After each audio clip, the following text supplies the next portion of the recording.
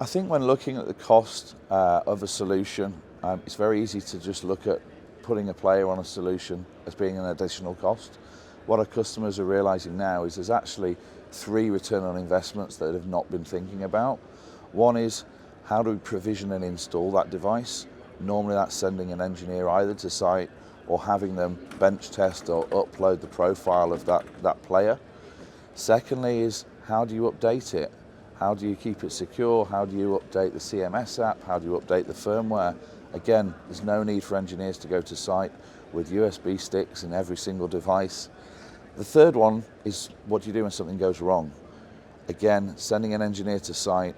These are costs that are hidden and often forgotten about when you're looking at the initial purchase cost of a solution. But with the price of one engineer visit, that more than covers the cost of the player.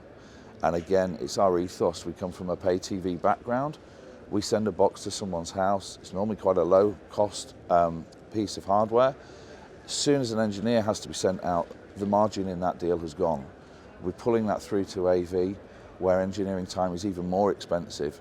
So the more we can keep the engineers behind their desks, fixing multiple problems within an hour, rather than spending time in cars and vans going to site to do silly mundane things. So the return of investment, when you look at it holistically, becomes an absolute no-brainer.